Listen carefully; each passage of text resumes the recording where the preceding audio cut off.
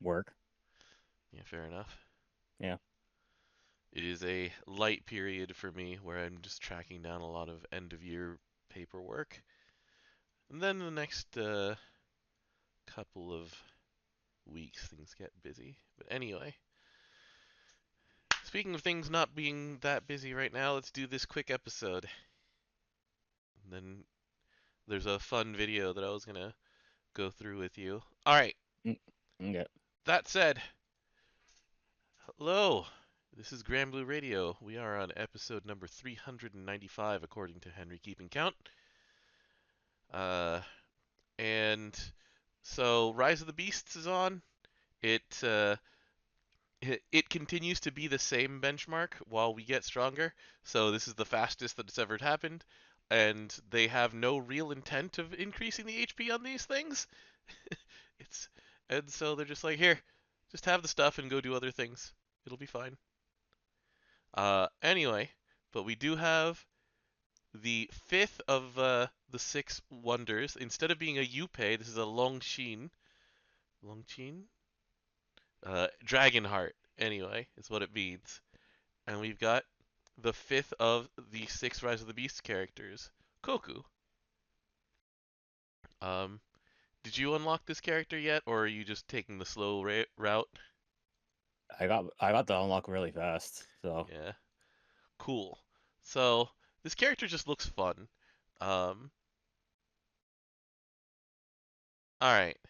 So the first thing that my eye goes to is For Whom Obsidian Gleams, which is 50% charge bar gain down, low so CA you have damage. half. I see. Yeah, low CA damage, which I didn't look at the numbers for that one. One It's second. 30%. It's 30% lowered or 30% of base. 30% hit to CA damage. So minus 30%.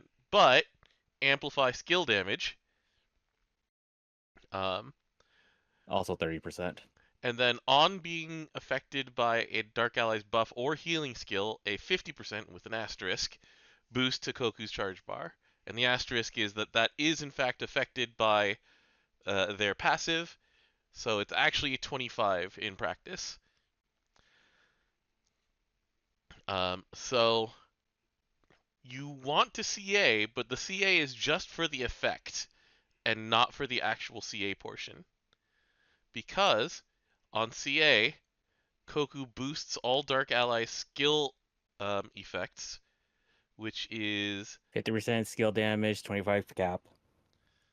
yeah, and that lasts it lasts 4 turns with an asterisk. It's by the time you can press buttons, it's 3 turns. But for the rest of the turn that they CA, then anybody who does skill stuff on their CA or on their attack, which is a lot of characters in Dark, will will get a boost for that turn too. And they end all of their cooldowns.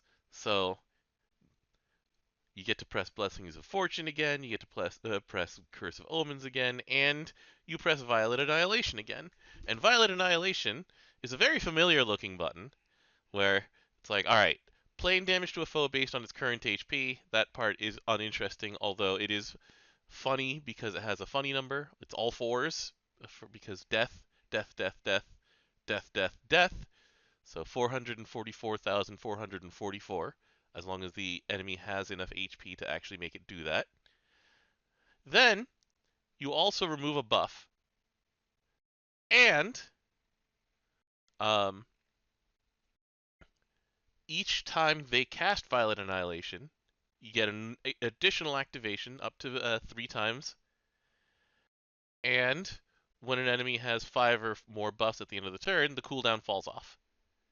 So, So the extra activations happens after level 10. mm-hmm.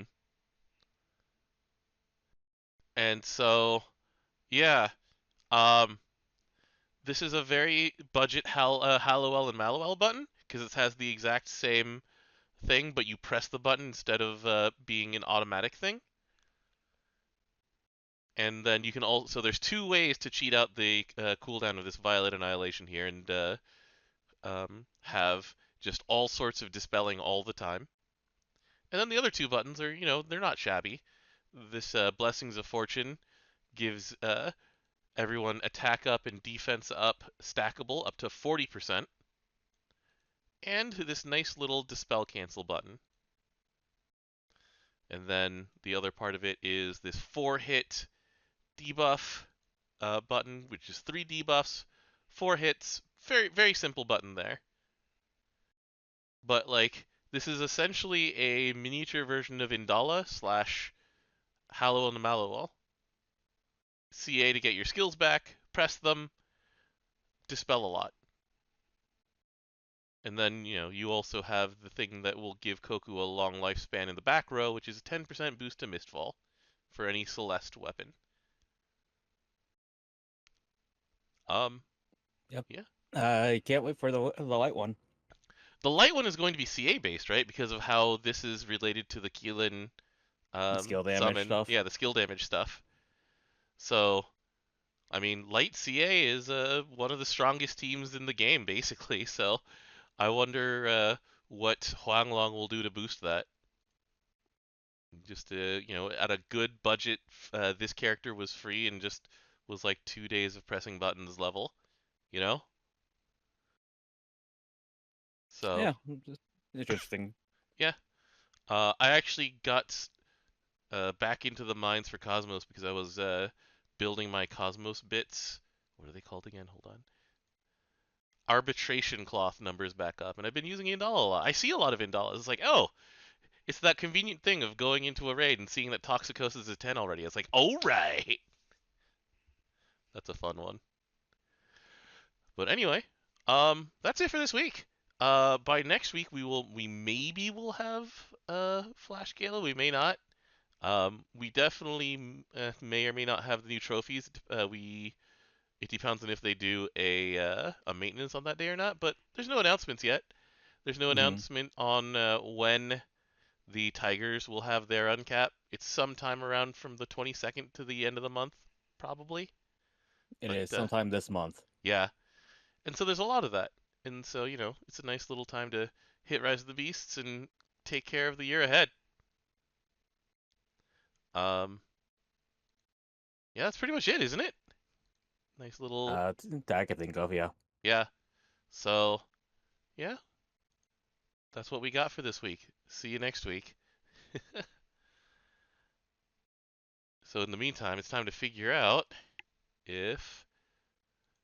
Let's see. Okay, Pocky did not get VIP tickets. So, if I do go to Stella Magna, it is going to be standing room in the Toyosu pit. Which, I mean, it's a rock concert. I'm totally okay standing for it.